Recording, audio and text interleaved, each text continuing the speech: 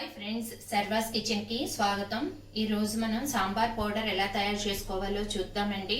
మనం ఇంట్లో తయారు చేసుకుంటే ఎప్పుడు కావాలంటే అప్పుడు కొద్దిగా క్వాంటిటీలో తయారు చేసుకోవచ్చు.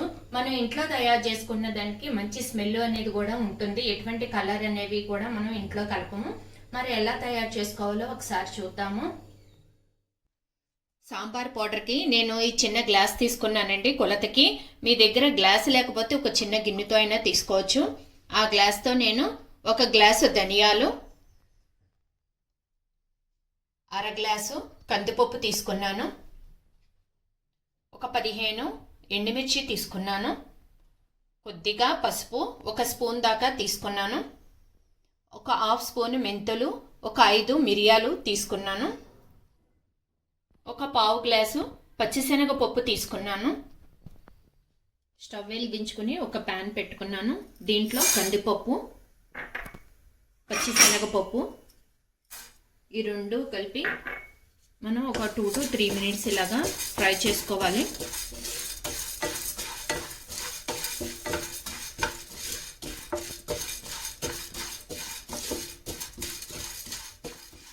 మీడియం ఫ్లేమ్లో పెట్టుకొని ఇలా ఫ్రై చేసుకుంటూ ఉండాలి. ఇవి ఇలా వేగుతున్నప్పుడు దీంట్లో ధనియాలు, మెంతులును మిరియాలు తీసుకున్నాం కదా, అవి కూడా వేసేసుకుందాము.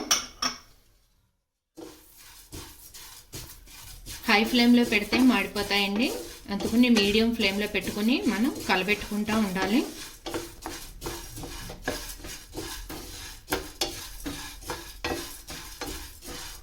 దీంట్లోనే ఎండుమిర్చి కూడా వేసేద్దాము.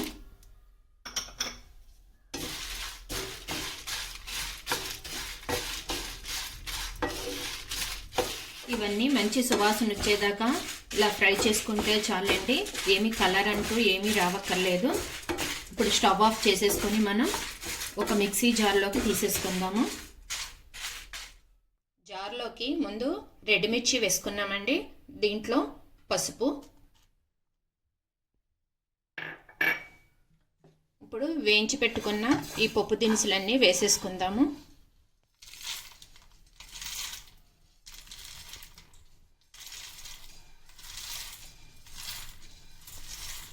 ఇది మెత్తగా మనం మిక్సీ చేసుకోవాలి.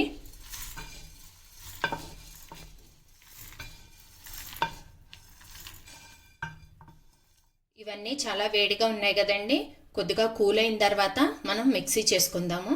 పౌడర్ ఇలా మిక్సీ చేసి పెట్టుకున్నాం కదండి, దీన్ని ఈ జల్లెడలో వేసుకుని జల్లించుకోవాలి. పౌడర్ చాలా మెత్తగా ఉండాలండి. ఇలా జల్లించిన తర్వాత మనకి ఏదైనా మొరంగా వచ్చిందంటే మళ్ళీ ఇంకోసారి మనం మిక్సీ చేసుకోవాలి. దీన్ని జల్లించేసుకుందాము.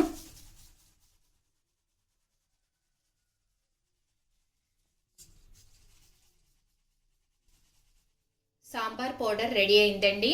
ఇది చల్లారిన తర్వాత మనం ఒక ఎయిర్ టైట్ కంటైనర్లో వేసుకుని పెట్టుకోవాలి. మనం ఎక్కువ క్వాంటిటీలో సాంబార్ పౌడర్ తయారు చేసుకోవాలి అనుకున్నప్పుడు ఫ్లోర్ మిల్లులో మనం ఆడించుకుంటే బాగుంటుందండి. ఇప్పుడు కోవిడ్ టైం వల్ల మనం బయటకు వెళ్ళలేం కనుక కొద్దిగా క్వాంటిటీలో మనం ఇంట్లో తయారు చేసుకుని పెట్టుకోవచ్చు. ఈ వీడియో కనుక మీకు నచ్చినట్లయితే లైక్ చేయండి, షేర్ చేయండి, సబ్స్క్రైబ్ చేయండి. Thank you for watching this video.